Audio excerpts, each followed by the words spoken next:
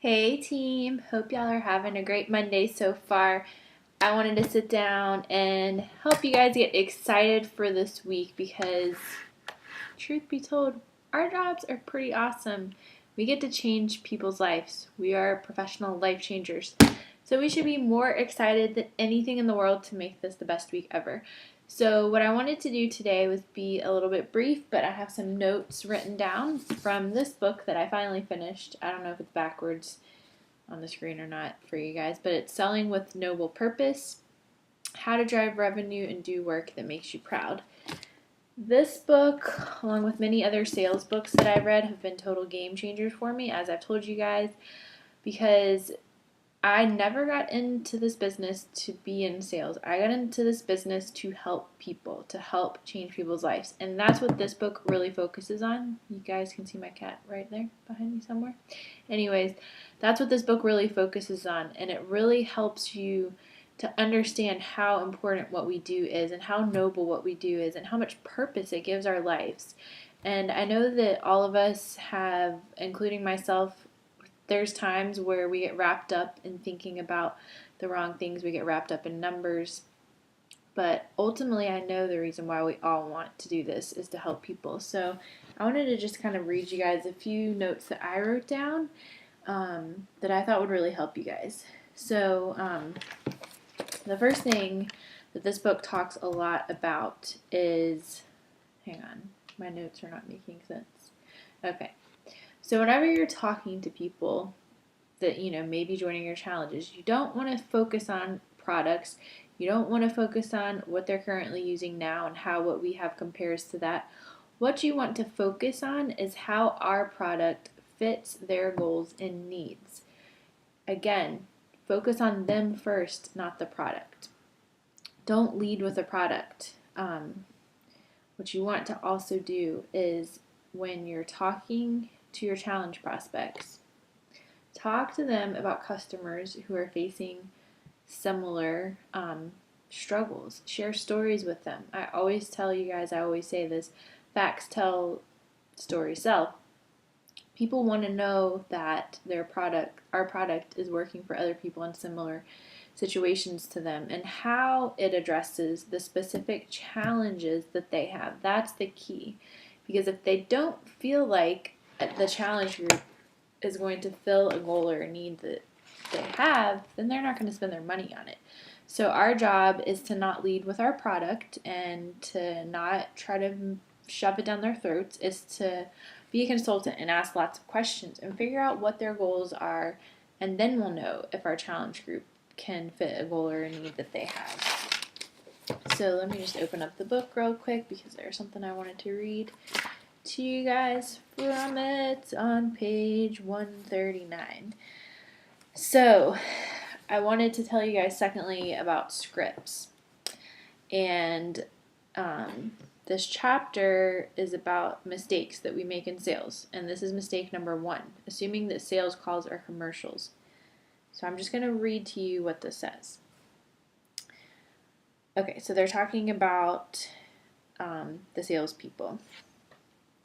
The marketing department should teach the sales force why the message matters. They should help the salespeople figure out how to connect the dots to their individual customers' goals and challenges. But instead, they simply hand the sales force a script that they're told to use with every account to ensure a consistent message. The salespeople practice delivering the message, and they do it the same way every time. They become so good at it that it just sounds like a commercial. And that is where the problem lies.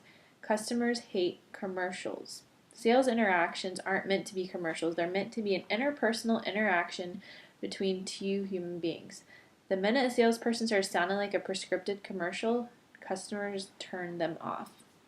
So that really stood out to me because I thought about when I first became a coach, and we had, the 5-step sharing cycle, all that stuff that I highly encourage you guys to use all the time. But what I used to do is I would just copy and paste that sucker before I made it into like my own language, and it didn't sound like me at all. It sounded like a freaking commercial. It sounded like this canned sales thing that if someone sent it to me, I wouldn't respond either. So no wonder people weren't responding. And I always tell all of you to make it a point to use the 5 steps as a guide, because there are specific questions in there that you want to pull from it so you can know the people's goals, their challenges, what they're dealing with, so that you can be the best coach for them to help them. But you don't want to just follow the script so precisely that you don't even ask any other questions.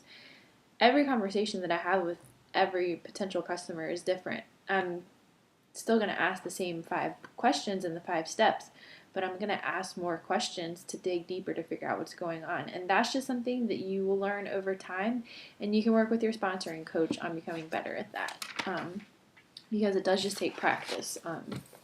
So work with your sponsoring coach on help with writing messages.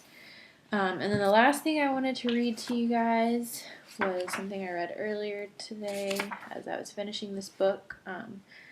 This is just a blueprint of how to talk to a customer and ultimately give your presentation.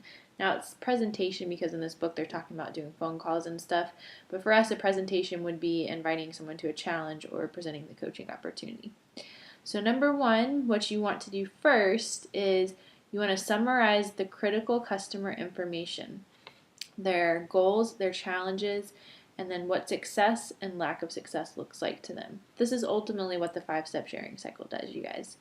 Secondly, you want to describe the customer or how the customer will be different as a result of doing business with you. This is, again, something else that we go through in the 5-step sharing cycle.